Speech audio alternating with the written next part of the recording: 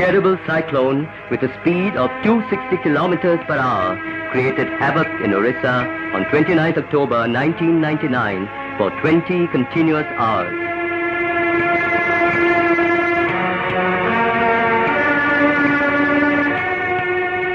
This cyclone was bigger than the one that hit Orissa on the 17th of October 98.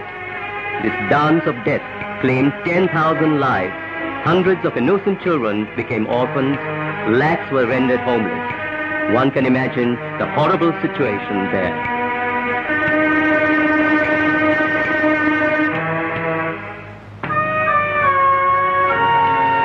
Take a look at Bhubaneswar. Relics of fallen trees, houses and long queues waiting for food packets and relief.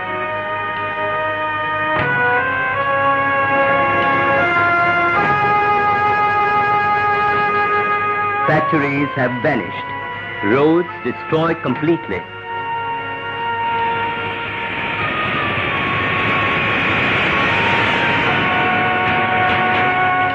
Rail tracks are completely washed away and the whole communication system has collapsed. Nearly rupees 1,000 crores of property was destroyed.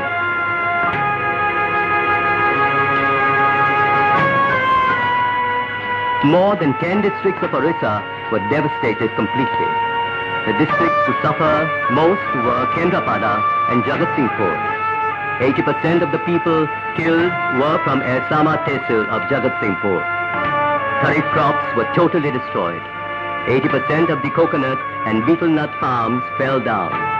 If steps to plant the trees are not taken up on a war footing, the forest management and the green belt of Orissa will be in trouble.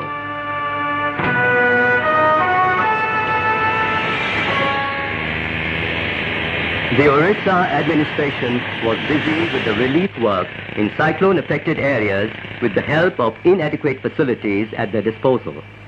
No one realized the fierceness of the fast-approaching cyclone. The state was facing a financial crisis and there was shortage of relief agencies. People panicked and tried to get food and shelter in vain. Finally, all the three wings of the armed forces were called. Deeply affected areas were provided with food packets by helicopter. People stranded in trains were rescued.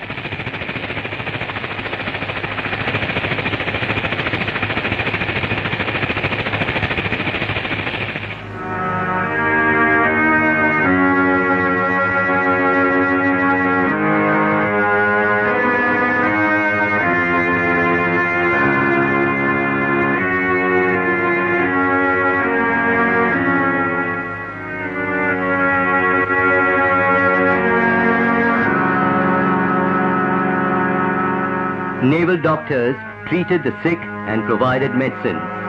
Life-saving drugs were distributed but were inadequate. The life of Orissa inhabitants had to be restored at any cost. This is bound to be a lengthy and depressing process.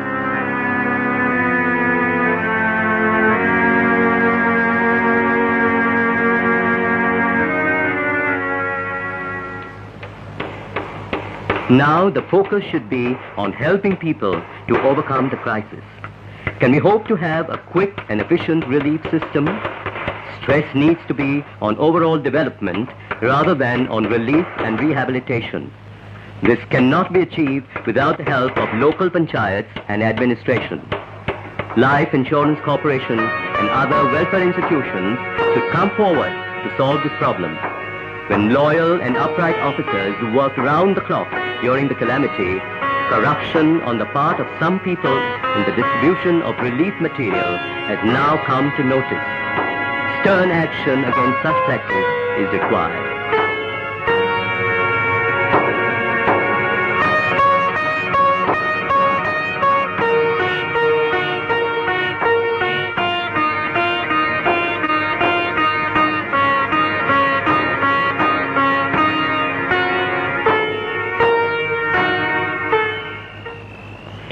Will satellite phones be installed in all the coastal areas of India?